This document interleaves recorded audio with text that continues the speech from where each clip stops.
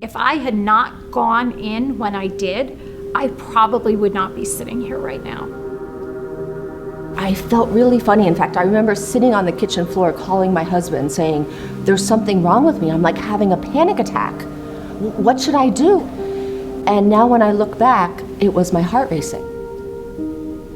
Hi, I'm Kim Morado, and I'm a mom, a wife, a sister, a daughter, and a teacher, and I survived a stroke. On April 27th of 2020, I had been experiencing migraine headaches for about 5 days. I was laying in bed that morning. I felt my arm fall off the bed, and I felt like my face was melting. And I remember thinking in that moment, I'm having a stroke. I called my husband, he came home immediately, and we called the rescue, and they were able to transport me immediately to the hospital. I'm Kim Dolan. I'm a wife, I'm a mother, I'm a stepmother, I'm a pastry chef by trade, I'm an Ironman, I'm a triathlete, I'm a heart transplant recipient. In late fall of 2016, I was 56 years old. And the first sign that something was wrong was not being able to finish a run with my husband. But I didn't really think much about it. I just had shortness of breath. My shortness of breath just became so labored that right after Christmas, my husband insisted that I go to the hospital locally. I went there and my heart rate was 170. I had no idea that my heart was racing like that. When I arrived at the hospital, apparently they were treating me in the ER, and when they went to move me up to another floor to admit me, that is when I had a seizure and I flatlined.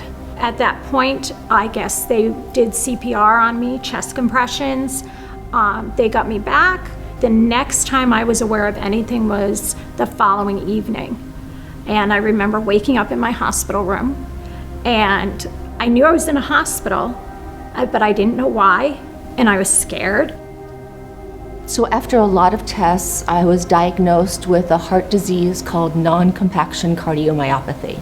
So from there, I had a catheter inserted into my arm, they called it a PICC, and that was attached to a bag of medicine that I carried around my shoulder. So that medicine lasted about 3 months, and then I started feeling not so good again. So I went back to the hospital, and sure enough, my heart was giving out again. I was given another inotrope, and then I also had a catheter in my neck called a Swan-Ganz catheter. Because I had those 3 things and I was in hospital, I was immediately put onto the A list of transplantation. And 5.5 weeks later, I still didn't have a heart, and my heart was really in danger. It wasn't gonna work anymore. It was really difficult to be in the hospital during a pandemic because you cannot have any visitors. I couldn't see my children. I couldn't see my husband.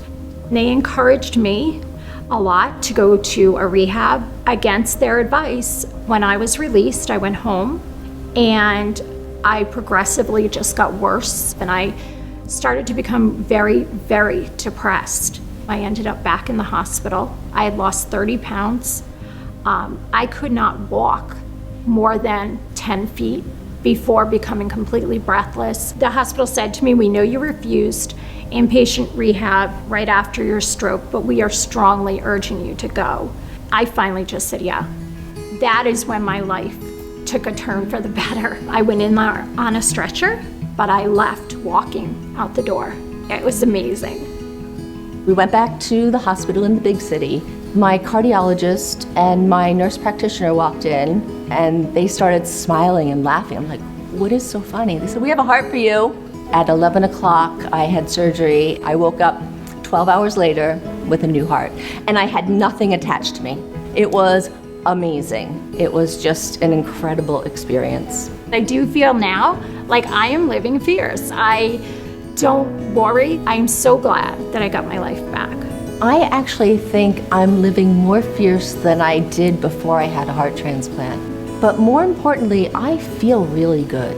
I don't have heart disease anymore. I mean, I have a new heart. I have a new beginning. It's really important that organizations like the American Heart Association receive funding, because without them, we wouldn't know a lot of the signs of a heart attack, of a stroke, of other heart-related illnesses. It's really important to share your story, because if we don't share our stories, how are other women going to know that it could happen to them? And how are they going to know what to do if they start having shortness of breath? I think when I tell my story, the one thing I want every woman to hear is there is always hope. There is always hope. Don't give up.